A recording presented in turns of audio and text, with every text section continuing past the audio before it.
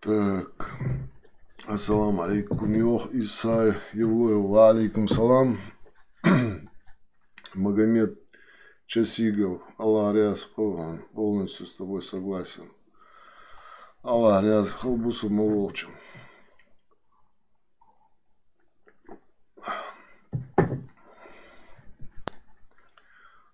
Гуддавай Н. Ассаламу алейкум, ва алейкум салам.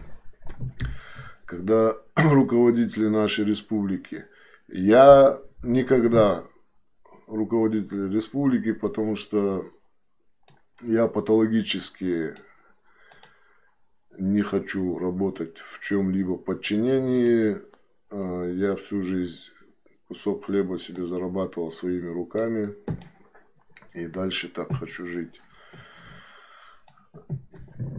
Другое дело, есть какие-то общественные проекты, которые мы делаем, в которых участвуем.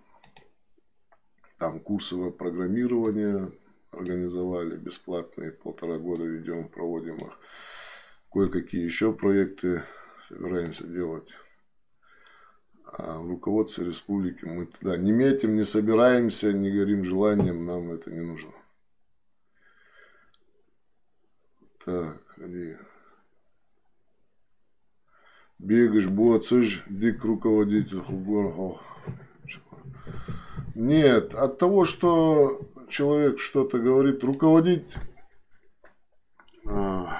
Ажлыш Ханс, вот это, наверное, такое заблуждение.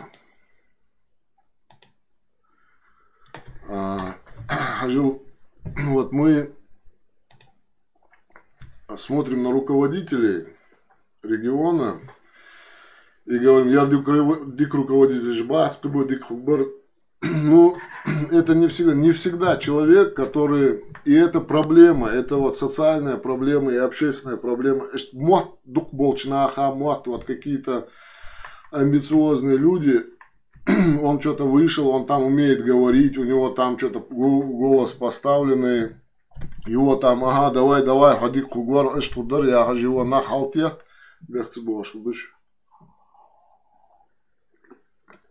и он часто начинает верить, что он смог бы лучше быть руководителем, и он туда лезет, хотя сам там ничего в системе управления ничего не понимает. Как не всегда хороший спортсмен может быть хорошим тренером, так не всегда каждый, кто там кажется кому-то, что был бы хороший руководитель, он не может. Я работаю в строительстве. Бывает, что 10 человек, бригаду, ты им платишь деньги, ты им ставишь задачу, и вот 10 человек, ты их всех видишь, они работают, и ты их контролируешь. Но эти 10 человек бывает трудно заставить делать то, за что ты им платишь. Среди этих 10 человек обязательно бывают те, которые говорят, а у меня есть свое мнение, а вот так лучше будет, а я хочу вот так сделать. Ты отворачиваешь, он делает по-своему. Ты к нему подходишь, говоришь, зачем ты так? Я же тебе сказал, делай вот так, вот так, вот так. Он говорит, нет, я считаю, что вот так. Он не знает, он не видел проект, он в него не вникал, он не знает там, сколько куплено какого материала. Там, к примеру, я начинаю там работу, я посчитал, сколько там нужно того, сколько нужно какой доски, сколько нужно каких саморезов, там что как будет прикручиваться. И когда он делает, как ему кажется правильно, а не то, как рассчитано по плану, по проекту, он может не понимать этих вещей, он может не понимать просто таких причин, что он материал, который нужно пусть там ставить вот так, если он начнет его ставить так, то он в какой-то момент кончится, потому что он не рассчитан на это. И вся работа остановится. Из-за того, что он думает, что так лучше. Но он может не видеть, он видит свою задачу, он всю картину, весь проект, все поставленные задачи не видит. Также мы не видим все задачи, которые, например, у нас руководство республики. Мы не знаем, какие приоритеты перед руководством республики ставит там руководство страны, что они ставят перед ним во главу угла. Может быть, там какие-то... На самом деле нам всем хочется, чтобы происходило так, как мы хотим. А мы разные. И у нас понимание того, как мы хотим, оно разное. А эти люди, которые руководители, там в правительстве работают, они при всем желании, они не могут угодить всем и сделать так, как все хотят, потому что все хотят разных вещей. Часто бы. Есть вещи, которые все хотят. И здесь другая проблема. Здесь проблема в том, что, вот, к примеру, у нас в Ингушетии, другие регионы не говорят, это их проблема. У нас в Ингушетии, к примеру, должно быть, чтобы все нормально развивалось, и правительство, и экономика, чтобы все нормально работало, у нас должна быть нормальная социальная структура. Что значит нормальная социальная структура? Это значит, если его как пирог там разложить на 3 слоя, в нормальной примерно социальной структуре может быть там 5% богатых, 5% бедных, а 90% должны быть люди среднего достатка, так скажем, средний класс. То есть люди, которые зарабатывают там на семью не меньше, там, на семью из 5, там, 4, 5 человек не меньше 100 тысяч в месяц. Не меньше. То есть это необходимо, чтобы нормально питаться, чтобы нормально одеваться, хотя бы так, да.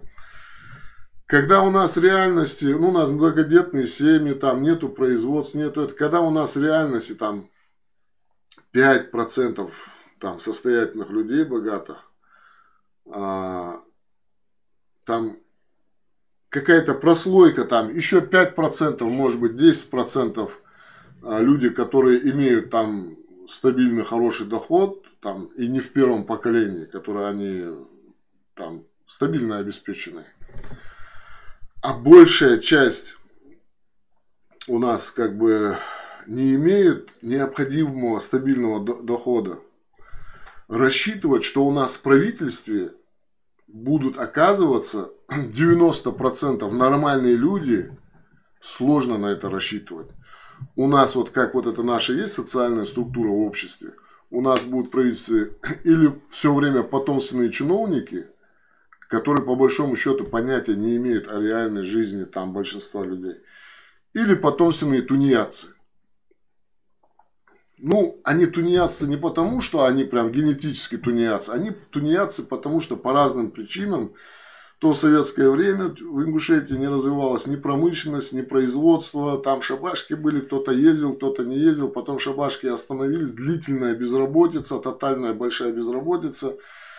И когда человек вот из этой безнадеги, в которой находится большое количество, большой процент людей, которые лишены у себя дома работы, стабильного достатка, когда кто-то из них попадает там в какое-то кресло, которое ему обеспечивает, которое его переводит в вот этот ранг обеспеченных, его зависимость от этого состояния, она бывает чрезвычайная.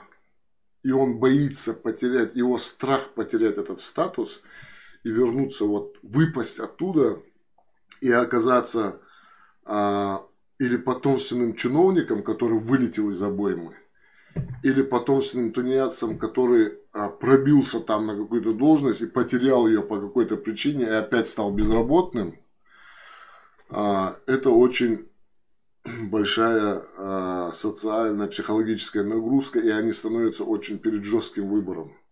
И поэтому надеяться на то, что во всех человеках там, когда перед ним встает вопрос, что-то руководство от него требует, может быть, там повышает голос, то есть где внутри его поднимается вопрос или достоинства, или кресла, надеяться, что большинство из них выберет достоинство, тяжело, потому что эти люди очень зависимы от этой ситуации. Вот когда мы, если мы вместе постараемся, и если мы сможем сделать так, чтобы у нас вот этот социальный строй нормальный был большой, и чтобы у нас люди, которые оказались в кабинете, не боялись оттуда вылететь, потому что знали бы, даже если он оттуда вылетит, он не попадет в состояние там малоимущих или там нищих, он будет жить достойно, как и большинство, имея определенные знания, навыки, там социальные, где он может реализовать свои организаторские там способности, свои навыки, которые, потому что организаторские способности в бизнесе нужны. Но если бизнеса нету, если товарооборота нету, если нету деловой среды, необходимой для определенного количества людей, то здесь рассчитывать от того, что я туда попаду, другой человек туда попадет, что там кто-то был бы хорошим руководителем, это, я думаю, мы сами себя иногда обманываем.